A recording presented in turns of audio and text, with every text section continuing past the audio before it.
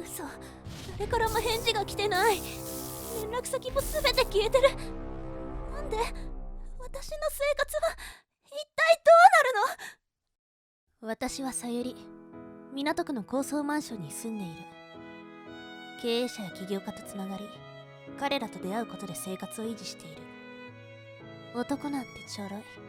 簡単に大金が手に入った瞬間、私はそう悟った。これが私の実態。さゆりにはこれといった取り柄はなく、これまで定職に就いたこともなかった。収入源の彼らがいなければ自分は何もできないと信じていたのだ。さゆりちゃんは本当に可愛いね。さあ、美味しいものでも食べようか。ああ、嬉しい。どれも美味しそう。今日は何を食べようかな。さゆりはこんなやりとりには慣れていて、相手の気分を盛り上げ注文していく。お願い。そして金額はどんどん増していく。もうお腹いっぱい。そうだね。そろそろ店を出ようか。思ったより安かったな。当然私はお金を出さないわ。だってこれが私のお仕事だもの。この美貌と女の武器を使えば男なんて簡単。さゆりちゃん、今日は夜遅くまでありがとう。タクシー代と何かあった時のための分。それからしばらく期間が空いちゃうから少し多めに入れといたよ。いつもありがとうございます。次はすぐ会えないから寂しいな。でも連絡するのでちゃんと LINE 返してくださいね。もちろんだよ。困ったらいつでも連絡しておいで。もちろんこの会話は収入を得るために交わす社交辞令に過ぎなかった。さっさと出しなさいよ。彼らがいなければ生活ができない。だからこうして嫌われないように必死にしがみつくしかないのだ。翌日の昼、目を覚ましたさゆりがスマホを確認する。どれどれ。あれ、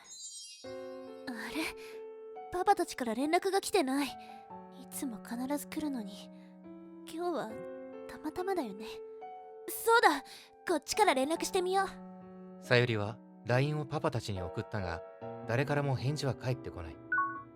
夕方にようやく返事が来たが、お互いにしばらく会わない方がいいとの返事だった。さゆりは嫌な予感がした。他にもパパはいるんだし、そっちに連絡しよう。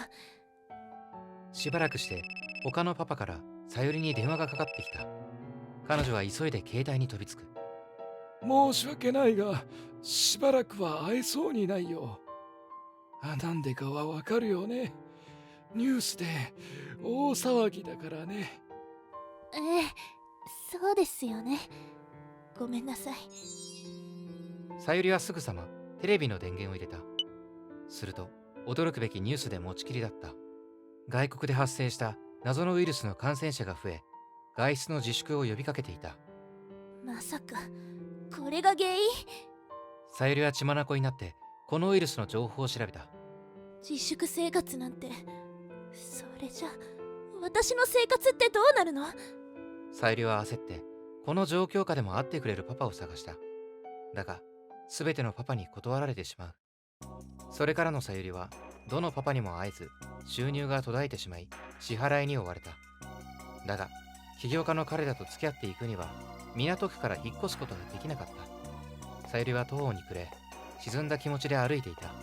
そしてふと入り込んだ路地裏の奥の不思議な香りのする洋館にさゆりは迷いもなく入っていった。ようこそハウスでアリーベ。ここは何？ここは占いの館。どうやらあなたは悩みを抱えていますね。私でよければお伺いします。私悩んでいるけど言いにくい話で。安心してください。きっとあなたのお力になれるでしょう。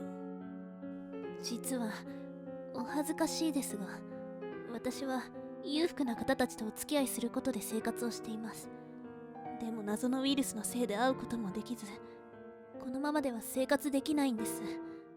そうでしたか。それは大変でしたね。ですが、あなたの心身のためにも自立されるべきではないですか。あなたならきっと。さゆりはカッとなり、占い師の言葉を遮り立ち上がる。説教なんて結構です。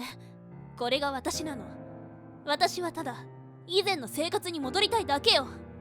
落ち着いてください。あなたを責めているわけではございません。わかりました。おすすめはしませんが、それがあなたの望みなのですね。いいでしょう。ではこのチョーカーをあなたに差し上げます。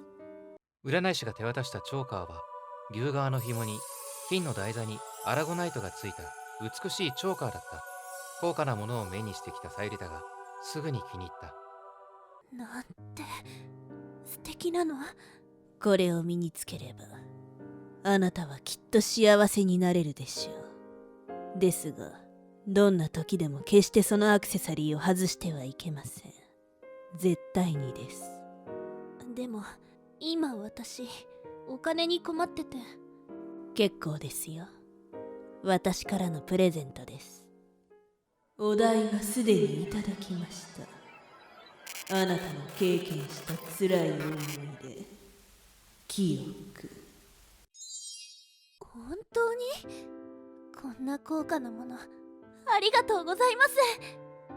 その後さゆりは意気揚々と家に帰ると、早々に夢の世界に落ちていく。翌日の昼頃、彼女は大汗をかきながら飛び起きた。すぐさまスマホの確認をした。すると驚いたことに、連絡が途絶えていたパパたちから LINE が来ていたのだ。嘘みたい。このチョーカーのおかげ。はじめまして、さゆりです。そしてさゆりは以前の生活を取り戻すばかりでなく、新たなパパも獲得し、なんとか会うようになった。今日も楽しかったよ。じゃあはい、今月分十分に足りるはずだよ。あとさゆりちゃん、君学校に行ってみる気はないかい？学校ですか？実は君の将来のために力になりたいんだ。もちろん学費は任せてくれ。だからちゃんと考えてほしい。いろいろ私のこと考えてくださって嬉しい。ありがとうございます。考えてみますね。何よそれ。私に働けって言いたいの？冗談じゃないわ。なんだか最近他のパパも似たようなこと言ってたっけ？以前はこんなことなかったのに。資格を取る？そんなめんどくさいことするわけないじゃない。私は一生遊んで暮らすんだから。この頃、さゆりの生活は安定し絶好調だった。そんな日々が過ぎ、数ヶ月が経った。ある朝さゆりはパッと目を覚ます。すぐさまスマホを確認し、そしてほっと胸をなで下ろす。よかった。パパたちから連絡は来てるし、今日の予定もある。夢見の悪いさゆりは憂鬱な気分を払拭するために街に繰り出した。ショーウィンドウに並ぶさまざまなブランド品や高価な宝石は彼女の胸を躍らせる。だがふと鏡に映る自分の姿を見た。このチョーカー素敵だけど服に合ってないわ。他のお洋服にも合わせにくいし、それにこれをつけてから悪夢をよく見るようになった気がする。縁起が悪い。そう思ったさゆりは家に帰るとすぐにチョーカーを外した。さゆりは館に行って以来、時々パパたちが全ていなくなり、見知らぬ男たちが出てくる、そんな夢を見ていた。そしてまたあの悪夢を見て、さゆりは悲鳴を上げて飛び起きる。スマホチェックしなきゃ。パパたち大丈夫だよね？嘘、誰からも返事が来てない。それに連絡先も全て消えてる。なんで？不思議なことにパパたちの連絡先やこれまでのやり取りのデータも全てがスマホから消えていた。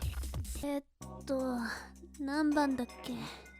電話をかけようにも全く番号も思い出せない。どうしてこんなことに？まさかチョーカーを外したから？私の生活は一体どうなるの？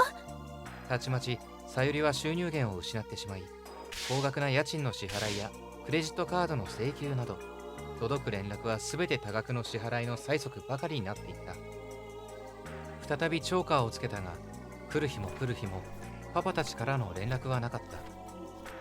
愚かな女だ。あれほど外すなと言ったのに。さゆりは占い師の館を探した。だが二度と館にたどり着くことはなかった。新たなパパを探すが、ウイルスによる自粛宣言で活動は危機を迎えた。それでもさゆりは仕事を探そうとはせず、今の生活を保とうとした。もうこうなったらどんな方法だって構わないわ。そして彼女は迷った挙句、ある出会い系アプリに登録して裕福そうな男を探した。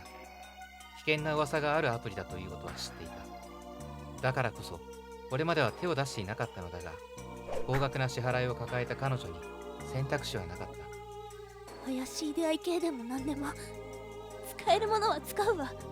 私ならきっと大丈夫よ。男の扱いは完璧だもの。必死な努力の甲斐もあってか、数日後さゆりは新しい男を開拓していた。しかも男性は彼女の事情を汲み、全ての清算をしてくれるとのことだった。さゆりは早速会う約束をし、藁にもすがる思いで相手の指定する場所に向かった。この辺りのはずだけど、今までのパパたちと出会った場所とは雰囲気が違う。大丈夫かな。するとさゆりの隣に車が止まり、窓が開き男が声をかけてきた。やあ、君がさゆりちゃん。写真で見るより可愛いね。さあ乗って。はじめまして、さゆりです。今日はよろしくお願いします。その男はアプリで見た写真の男性とは全く違う男だった。車に乗ったさゆりは後部座席にいる他の男たちに気づいて驚いた。男は約束をした分だと封筒を差し出し、さゆりは受け取った。早速で悪いけど、トラブルは避けたいから用心のためにこの書類にサインをもらえる。サインですか。まず内容を確認しますね。その後結局さゆりはサインをした。この時感じた異変に反応し、逃げていれば大事には至らなかったかもしれない。だがやはり彼女の念頭にあるのは金だった。渡された封筒を固く握りしめる彼女はもはや金に支配されていた。男はサインを確認した途端、何。車を走らせさゆりを見知らぬ店に連れて行った。今日からここが君の働く店だ。しっかり稼いでくれよ。何それ、どういうこと。さっきの君に渡した金はこの店が出したものだよ。だからちゃんと返さないとな。そして不敵に笑う男が広げた書類を見て、さゆりは驚愕した。さゆりが確認した書類はお金を確かに男から受け取ったという内容のものだった。だがその書類は二重になったもので、サインをした方は受け取った金以上の途方もない額の借用書だった。嘘。そんな。逼迫した生活への不安や男たちに囲まれ、今までとは勝手が違う状況に動揺したさゆりは、この簡単なからくりに全く気づけなかったのだ。確認し自らサインしたことや自分の活動の内容を考えると通報すらできない。こうしてさゆりは富裕層の男性の相手から無数の男たちを相手にする逃げられない世界へ転落し、足を踏み入れることとなった。さゆりちゃん、さあ僕といいことしようか。すぐに気持ちよくなるから。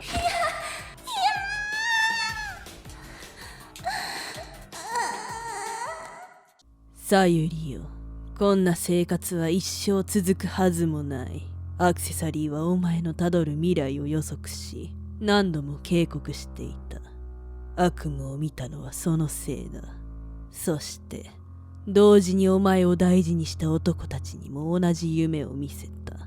そうしてお前の人生を修復へと導いていたのだ。夢を見た男たちはさゆりの将来を案じ、さゆりにとって最も良き方向に何度も促そうとした。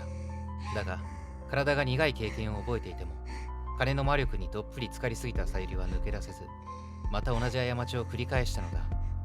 手にした金が大きいほど不運を招き落ちていく。贅沢をすればするほど抜け出せず、後戻りができなくなる。そして金のために女としての尊厳も放棄し、心身を犠牲にする。